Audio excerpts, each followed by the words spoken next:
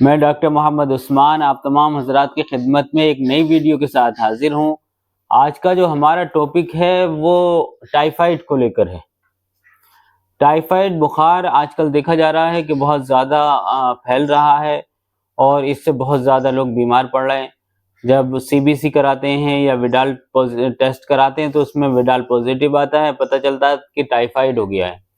बहुत सारी problems create करता है टाइफाइड।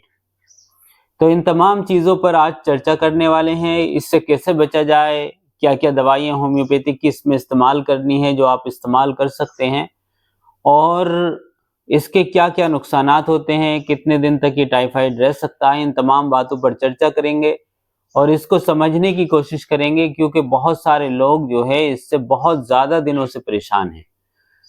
तो आइए वीडियो की शुरुआत करते हैं। सबसे पहले समझते हैं कि टाइफाइड है क्या।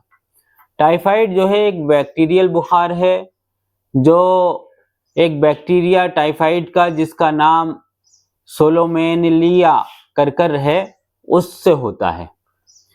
ये बैक्टीरिया जो है जब किसी भी तरह से आदमी के शरीर में प्रवेश कर जाता है तो उसकी वजह से ये बुखार रहने लगता है। इसमें बुखार बहुत तेज़ होता है, चेहरा तमतमाने लगता है और सर में दर्द रहता है।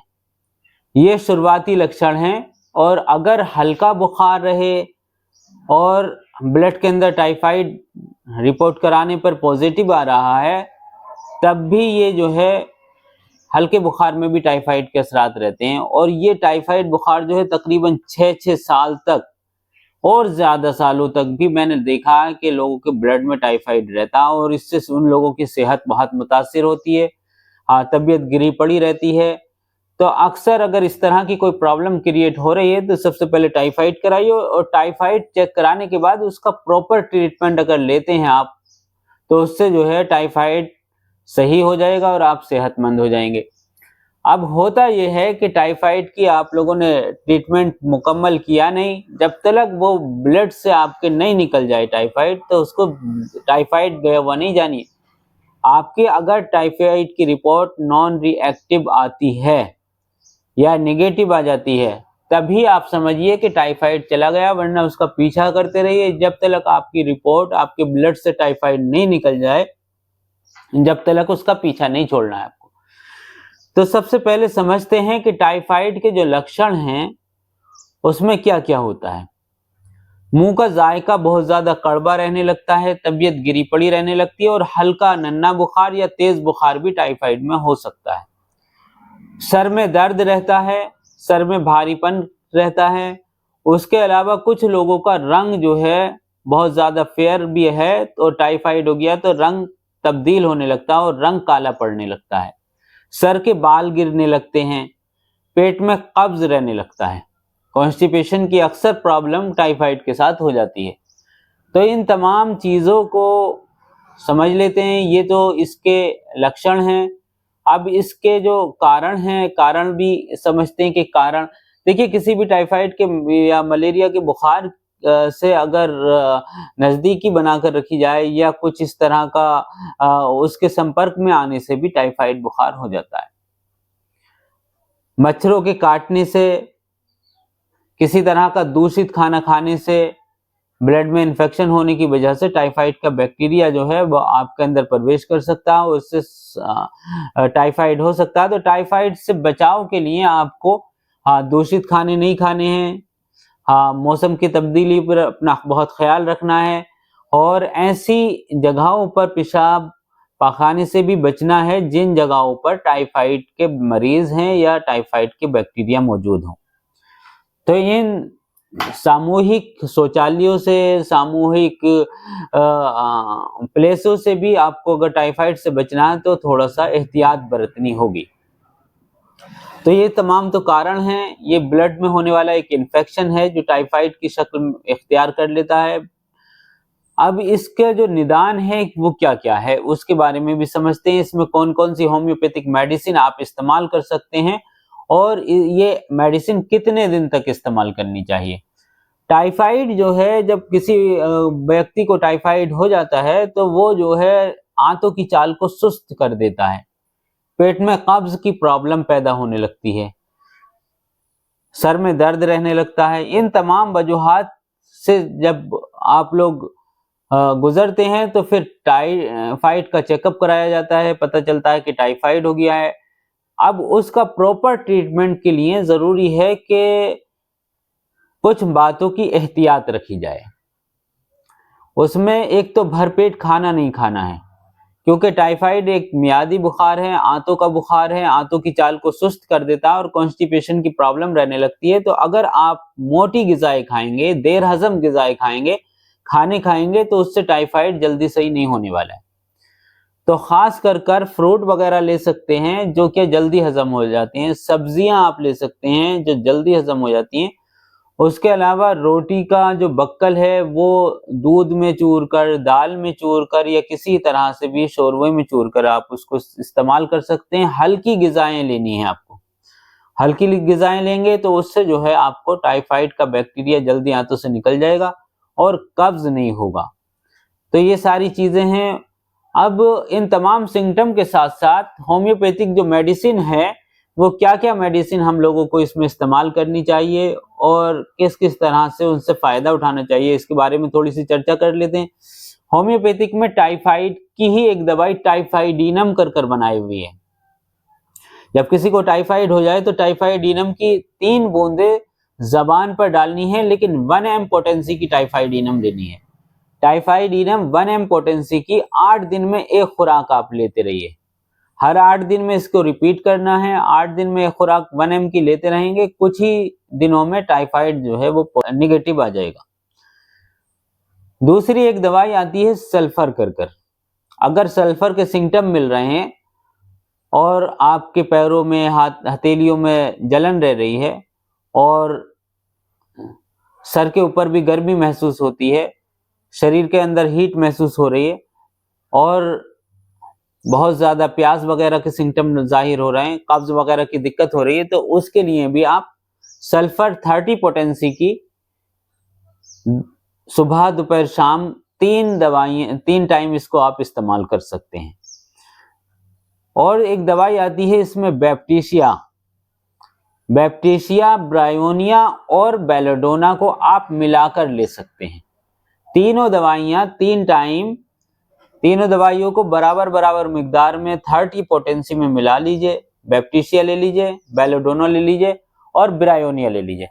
इन 3 दवाइयों को एक वायल के अंदर मिक्स कर लीजिए और इसकी 3-3 बूंदें सुबह, दोपहर, शाम आप इस्तेमाल करेंगे तो इससे बहुत जल्दी बहुत फ़ायदा आप लोगों को महसूस होगा। पेट साफ रहने लगेगा, कब्ज़ दूर हो जाएगा, तो टाइफाइड रफ्ता-रफ्ता ख़त्म हो जाएगा। अब इसमें एक और बात जो है समझने की, वो ये है कि टाइफाइड में अक्सर बहुत सारी प्रॉब्लम्स के साथ-साथ जिस्म, तबीयत में गिरा पड़ा रहना, ये सारी चीज़ें रहती हैं। तो इन तमाम चीज़ों को दूर करने के लिए कुछ देसी और आयुर्वेदिक चीज़ें भी आप लोगों को हर इस्तेमाल करनी चाहिए। ये तो तमाम होम्योपैथिक मेडिसिन है जो आप इस्तेमाल कर सकते हैं। देसी दवाइयों में एक खोपकला नाम की एक चीज़ आती है जो बारीक-बारीक दाने होते हैं, खोपकला बोलते हैं उसको, और मुनक्का अक्सर बुखार में दी जाती है। तो मुनक्का के बीज निकाल कर और उसमें खोपकला को लगाकर तवे पर सेक कर उसको आप इस्तेमाल कराइए। अब बड़े आदमी हैं तो तकरीबन 7 दाने मुनक्का के, और छोटा बच्चा है तो उसको 3 दाने 4 दाने तक दे सकते हैं। उससे पेट साफ रहेगा, कुछ ही दिन में बुखार जो है वो खत्म हो जाएगा और रफ्ता-रफ्ता टाइफाइड के जो असरात हैं वो भी खत्म हो जाएंगे। ये ध्यान रखिएगा कि खोपकला और मुनक्का को इस्तेमाल करने से थोड़ा सा बुखार ऐसे लगेगा कि जैसे उभर कर आ रहा है, घबराने की कोई ज़रूरत नहीं है।